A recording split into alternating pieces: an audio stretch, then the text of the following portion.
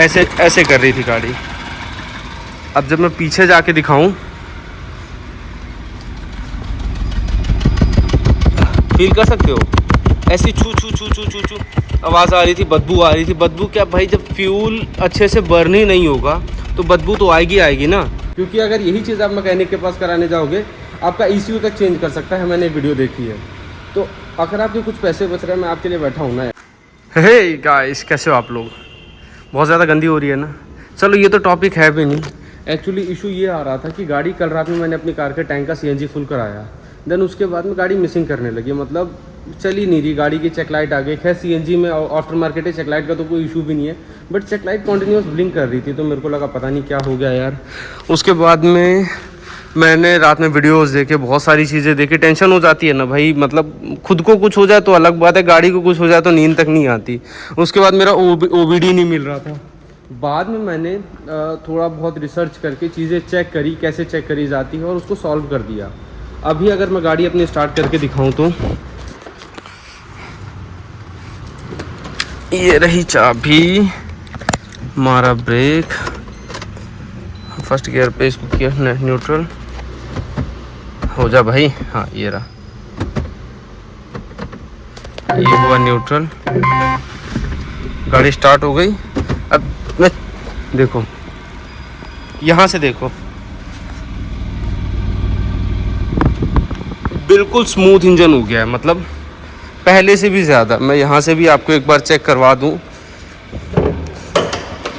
ये सब बिल्कुल स्मूथ है भाई। इतना 3 सिलेंडर इंजन है, इतना वाइब्रेशन तो रहता ही रहता है, उसमें कोई इशू ही नहीं है। ठीक है, चेक कैसे किया, क्या चेक किया, वो चीज़ मैं बताता हूँ आपको।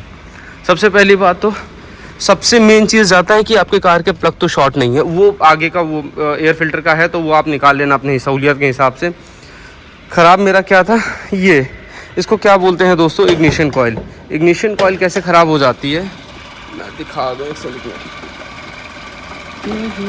आज दोस्त नहीं है मेरा, सो रहा है, बोला था चल।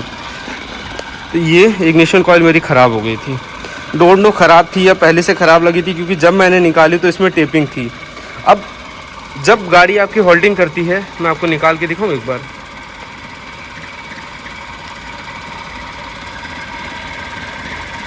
ये बार कोई भी एक निकाल के दिखाता हूँ, रुको। ऐसे ऐसे कर रही थी गाड़ी। अब जब मैं पीछे जाके दिखाऊं, फील कर सकते हो ऐसी छू छू छू छू छू छू आवाज़ आ रही थी, बदबू आ रही थी। बदबू क्या भाई, जब फ्यूल अच्छे से बर्न ही नहीं होगा तो बदबू तो आएगी आएगी ना। अब सीन ये था कि मैंने कैसे पता लगाया कि ये ख़राब है, बस उसको निकाला। देन इन प्लग्स को बारी बारी निकाल के देखा। इसको निकालने से कोई फ़र्क नहीं पड़ा, इसको निकालने मतलब इसको निकालने से गाड़ी बंद हो जा रही थी, इसको निकालने से बंद हो जा रही थी, इसको निकालने से कोई फ़र्क ही नहीं पड़ रहा था। अब मैं जब देखा तो ये बीच वाला ये ख़राब था, तो मैंने ये वाला जो राइट साइड वाला था, इसको निकाल के बीच में लगा दिया। देन वो प्रॉब्लम सॉल्व हो गई। मतलब ये दो हमारे जो भी थे ये सही हो गए, बस इसमें अब इशू था। तो मैं गया, मैं ये पार्ट निकाल के लेके गया, मैं लेके आ गया, दूसरा मैंने लगवा दिया। अब जिसको जैसे ही मैंने इसको लगाया, देखो गाड़ी की वाइब्रेशंस ख़त्म। मतलब इतने से में जब मैं पीछे अब जाके दिखाऊंगा,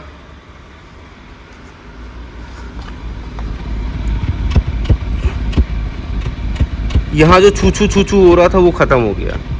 मैं एक्सीलेटर लेके भी दिखाता हूँ आपको।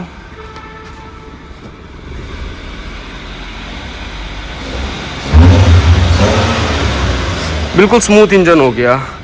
छोटी सी इन्फॉर्मेशन थी, मुझे लगा आप लोगों तक शेयर करना ज़रूरी है, इसलिए मैंने शेयर कर दी। अगर आपको इन्फॉर्मेशन पसंद आई हो, चैनल को सब्सक्राइब करना, लाइक करना और कमेंट ज़रूर करना। जय हिंद दोस्तों। क्योंकि अगर यही चीज़ आप मैकेनिक के पास कराने जाओगे, आपका ECU तक चेंज कर सकता है। मैंने वीडियो देखी है।